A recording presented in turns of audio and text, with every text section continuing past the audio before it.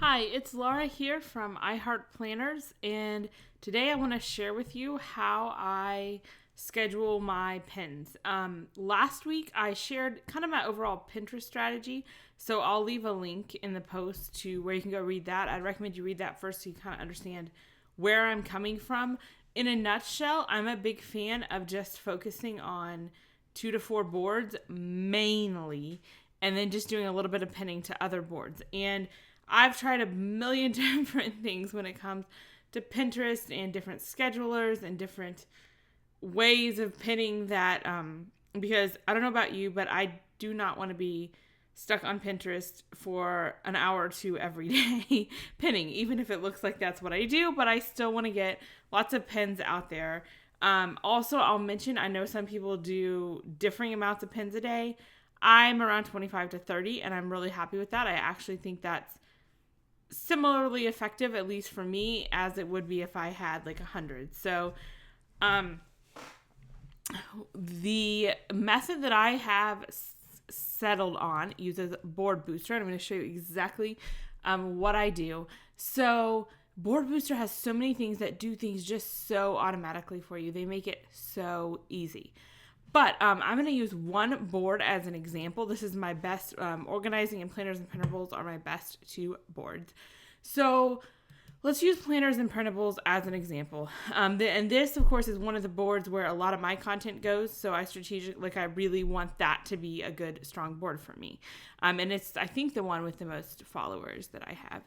So the way that I do it, first of all, I loop it, which means that Board Booster will automatically take the last pin and go ahead and pin that again to the top, and then so on.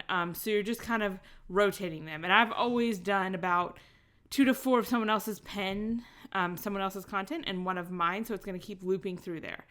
That's the first thing I do, but that's not all I do, because I want to add in new content. I want it to be fresh, so I want to be able to add new pins from other people and new pins of my own content.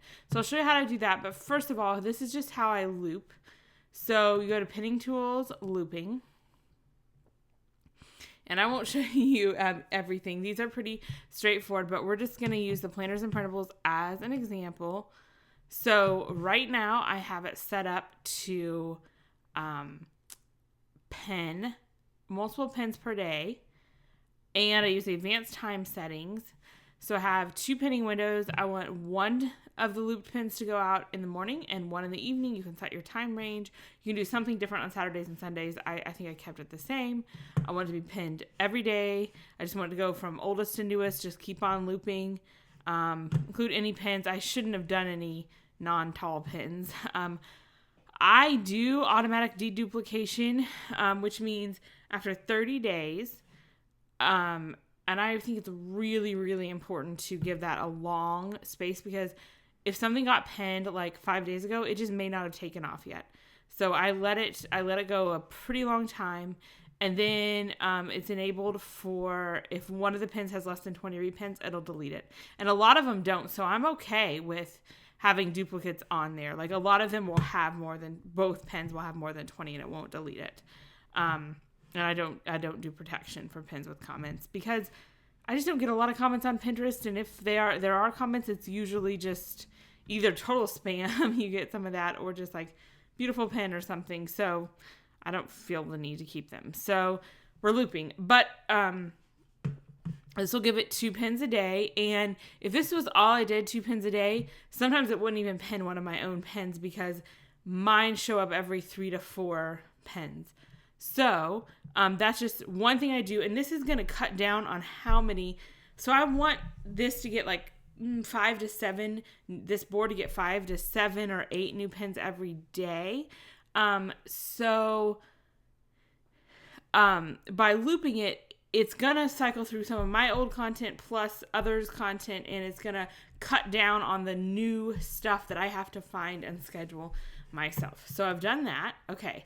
So then we go back to Pinning Tools, and I also use the scheduler. So here's my scheduler, planners and printables. And what I've done here is I've set up, it's going on right now, do multiple pens a day, advanced, 1 morning and 2 evening repens for pens that I schedule. And so when you schedule on Board Booster, I'll show you how it works. It sets up a secret board for you automatically. So, here we go.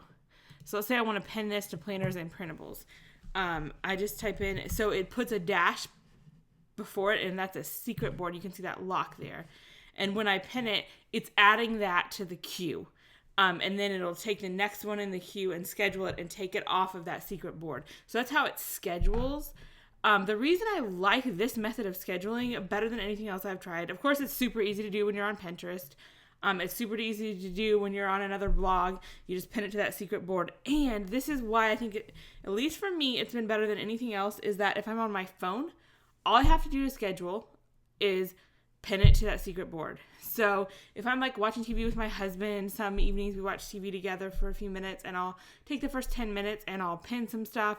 If I'm just like waiting somewhere, I'll take out my phone and I'll pin. So I don't have to spend too much time just sitting down to pin, which is super important to me. I've tried to outsource pinning, but I like choosing the pins.